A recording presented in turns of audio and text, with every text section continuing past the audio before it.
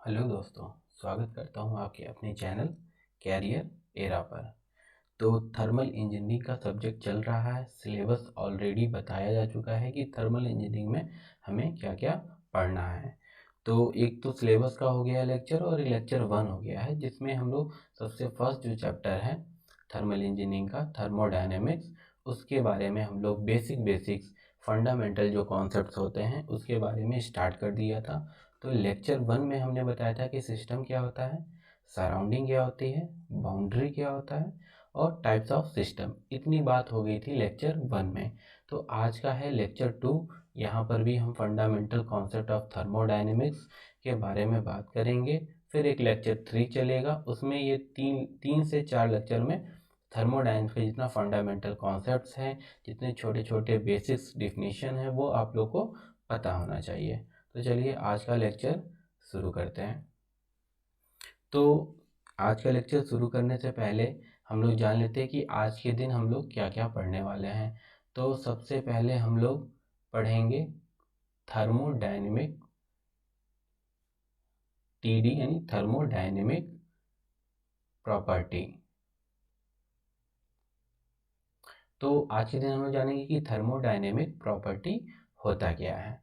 दूसरा जानेंगे कि थर्मोडायनेमिक स्टेट, मैं थर्मोडायनेमिक नहीं लिख रहा हूँ, थर्मोडायनेमिक स्टेट क्या होता है, थर्मोडायनेमिक प्रोसेस क्या होती है, थर्मोडायनेमिक साइकिल क्या होती है।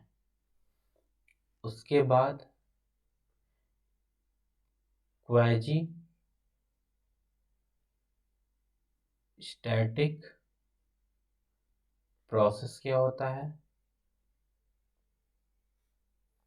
फिर रिवर्सिबल प्रोसेस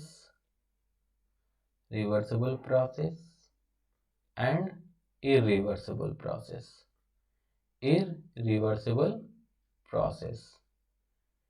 तो आज के दिन इतना कवर करने की कोशिश करेंगे, अगर कुछ बच जाता है तो वो नेक्स्ट लेक्चर में करेंगे। तो सबसे पहले हम जानेंगे थर्मोडायनेमिक प्रॉपर्टी, फिर स्टेट, प्रोसेस, साइकिल क्या होता है थर्मोडायनेमिक में, क्वाजी स्टैटिक प्रोसेस क्या होती हैं, रिवर्सिबल प्रोसेस और इरिवर्सिबल प्रोसेस क्या होती है। ये छोटे छोटे डिफिनीशन हैं जिनको आपको जाने बिना पूरी थर्मोडायनेमिक समझ में नहीं आने वाली है, इसलिए इसको ध्यान से सुनिए कि ये होता क्या है। तो एक मिनट, मैं इसको इरेज करके स्टार्ट करता हूँ।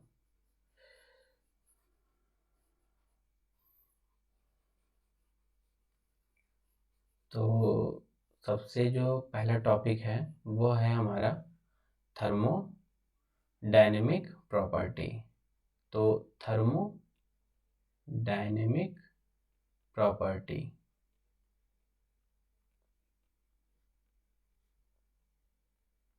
थर्मोडायनेमिक प्रॉपर्टी मतलब anything which can I measure, anything जिसको मेजर किया जा सकता है।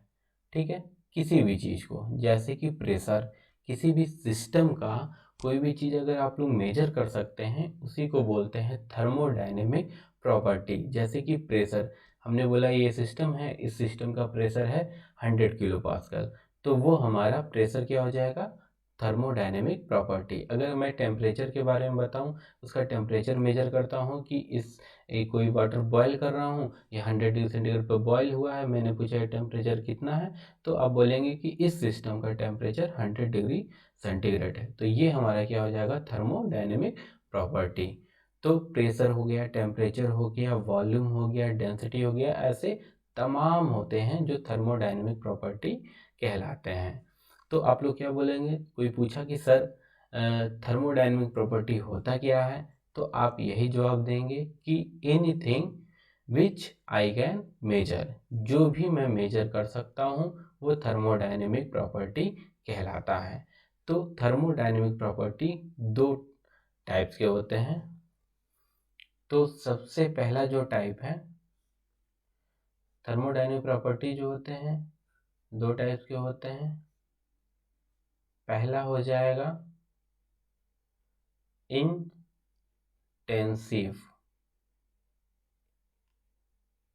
Property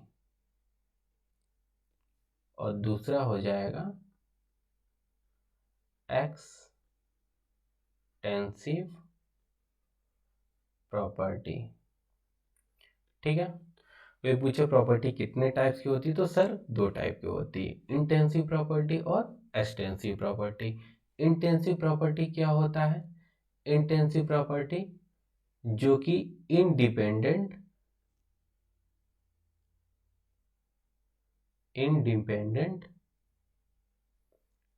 from the mass of the system.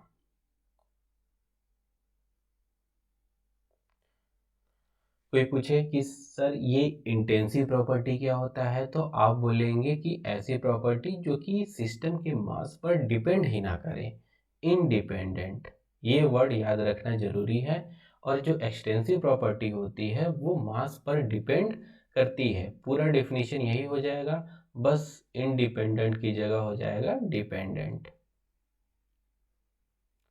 ठीक है, अब लोग कंफ्यूज हो जाते हैं कि इंडिपेंडेंट किस में होगा, डिपेंडेंट को कैसे होगा, तो इसका ट्रिक है जिसको आप लोग याद कर सकते हैं। इंटेंसिव प्रॉपर्टी जब आप बोल रहे हैं तो यहाँ पे आईएन से स्टार्ट हो रहा है, इंडिपेंडेंट में भी आईएन है, देखिए डिपेंडेंट नहीं है, इंडिपेंडेंट में मतलब डिपेंड नहीं कर रहा है, तो इंटेंसिव प्रॉपर्टी में इंडिपेंडेंट होगा। तुरंत इंटेंसिव नाम आते ही इंडिपेंडेंट बोलिए कि इंडिपेंडेंट किससे, फ्रॉम मास, किसका मास, सिस्टम का मास। तो इंटेंसिव प्रॉपर्टी क्या होती है, independent from the mass of the system. Extensive property क्या होती है, मास पर डिपेंड करती है। अब सर एग्जाम्पल दीजिए, मुझे ऐसा तो समझ में आया नहीं, एग्जाम्पल क्या क्या होता है, तो एग्जाम्पल मैं समझाता हूँ, इसको थोड़ा सा रब कर दूँ।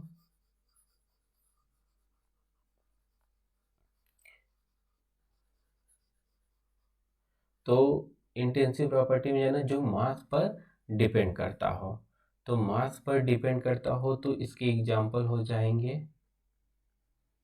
Pressure, temperature, density, thermal conductivity,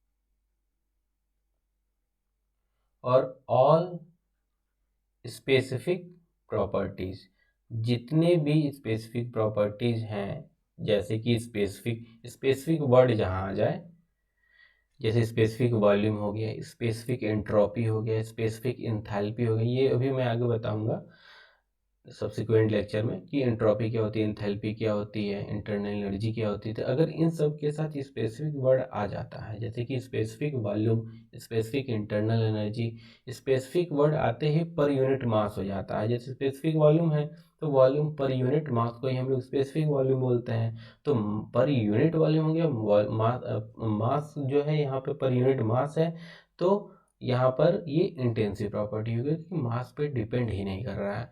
तो pressure, temperature, density, thermal conductivity, all specific property हमारी क्या कहलाती है, इंटेंसिव प्रॉपर्टी।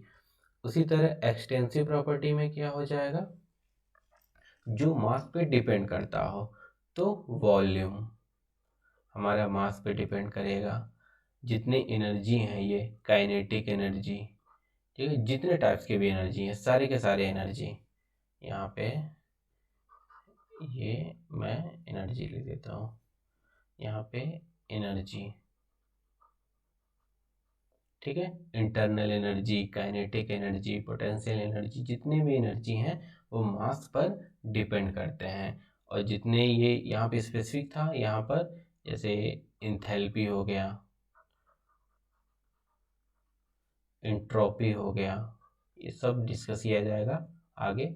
अभी एग्जांपल जानिए, इंथैल्पी, एंट्रोपी, ये जितने जितने जितने भी ये नाम हैं वो एक्सटेंसिव प्रॉपर्टी में आते हैं। इसको थोड़ा समझते हैं कि कैसे। जैसे कि मान लीजिए एक ये कंटेनर है, ये हमारा सिस्टम है, इसमें गैस भरी हुई है, ठीक है, ये हमारा एक सिस्टम है जिसके अंदर गैस भरी हुई है। सिस्टम मतलब जहाँ पे हम लोग स्टडी कर रहे हैं, तो यहाँ पे हम लोग को स्टडी कर रहे हैं इसलिए इसको बोल दिए थर्मोडायनेमिक ये सिस्टम है। अगर इसको मान लीजिए यहाँ से हमने डिवाइड कर दिया, ठीक है, पहले ये पूरे कंटेनर में जो गैस भरी है उसका प्रेशर था P, और ये यहाँ पे प्रेशर देखेंगे वही रहेगा, यहाँ भी प्रेशर वही रहेगा। हमने मास को चेंज किया, आधा आधा कर दिया, लेकिन तो भी देखा यहाँ पर भी प्रेशर वही है, यहाँ पर भी प्रेशर वही है। तो ये हमारा इंटेंसिव प्रॉपर्टी हो गया, क्योंकि मास चेंज किए, ओवरऑल भी वही था, अलग अलग देखेंगे तो भी प्रेशर वही रहेगा। टेम्परेचर भी अगर 100 डिग्री सेंटीग्रेड था तो यहाँ का टेम्परेचर देखेंगे तो भी 100 डिग्री सेंटीग्रेड, यहाँ का टेम्परेचर देखेंगे तो भी 100 डिग्री सेंटीग्रेड। तो टेम्परेचर भी हमारा इंटेंसिव प्रॉपर्टी हो गया, वैसे ही डेंसिटी हो गया। लेकिन वॉल्यूम क्या हुआ, पहले वॉल्यूम V था, अब V1 और V2 हो गया यहाँ पे, यानी वॉल्यूम थोड़ा कम हुआ है, ये कम हुआ, यहाँ कम हुआ, ओवरऑल तो ज़्यादा था। तो वॉल्यूम क्या हो जाएगा, मास पे तो डिपेंड करिए, जैसे ही मास को हमने आधा किया वैसे ही वॉल्यूम जो है चेंज हो गया। तो वॉल्यूम क्या हो जाएगा, एक्सटेंसिव प्रॉपर्टी। तो इस एग्जाम्पल से आप लोग समझ सकते हैं कि इंटेंसिव प्रॉपर्टी क्या है और एक्सटेंसिव प्रॉपर्टी क्या है। तो ये बात आ गई, हो गई थर्मोडायनेमिक प्रॉपर्टी के बारे में। नेक्स्ट हम लोग देखते हैं कि स्टेट क्या होता है। State, thermodynamic state, thermodynamic process और थर्मोडायनेमिक साइकिल। थर्मोडायनेमिक में ये होते क्या है, थर्मोडायनेमिक हम लोग या तो पीवी डायग्राम बनाएंगे, ठीक, या तो टीएस डायग्राम बनाएंगे, ठीक है, पीवी या टीएस। लेकिन जब अप्लाइड थर्मोडायनेमिक्स जो बीटेक में हम लोग पढ़ते हैं, अप्लाइड थर्मोडायनेमिक्स, उसमें जनरली हम लोग बनाते हैं पीएच डायग्राम, एचएस डायग्राम और पीटी डायग्राम। ये यूज किया जाता है अप्लाइड थर्मोडायनेमिक्स में, और ये जनरली यूज करते हैं हम लोग थर्मोडायनेमिक्स में, ठीक है, पीवीटीएस और ये अप्लाइड थर्मोडायनेमिक्स में ये यूज करते हैं। तो स्टेट, प्रोसेस और साइकिल को समझना है, थर्मोडायनेमिक्स में इनका मतलब क्या होते हैं। तो थर्मोडायनेमिक्स में मान लिया हमने एक बनाया पीवी डायग्राम, पीवी, ठीक है, ये कोई पीवी डायग्राम है और किसी प्रोसेस को मैं ये शो कर रहा हूँ, ठीक है, किसी प्रोसेस को, एक मिनट,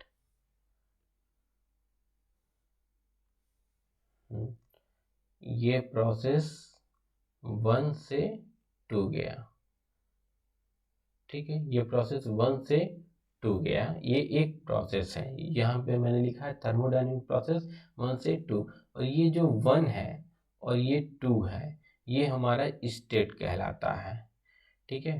किसी प्रॉपर्टी की जो स्टेट मतलब होता है अवस्था, तो ये कंडीशन, यानी यहाँ पर हम लोग सिस्टम को डिफाइन कर सकते हैं। स्टेट मतलब सिस्टम को हम लोग उस पॉइंट पर डिफाइन कर सकते हैं, मतलब यहाँ बता सकते हैं कि प्रेशर इतना है, वॉल्यूम इतना है, V1 और P1।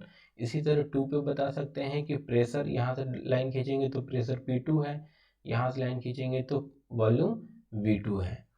तो स्टेट हो गया ये 1 और ये 2 स्टेट, और ये 1 से 2 जो लाइन प्रोसेस ये जो जा रही है, इन दोनों को मिला रही है, उसी को बोलते हैं ये प्रोसेस हो गया। साइकिल क्या हो गया, मान लिए 2 से 3 एक और प्रोसेस है, 3 इधर होगा,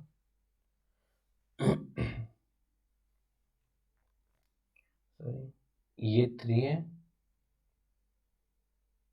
और 3 to 1 नेक्स्ट प्रोसेस है।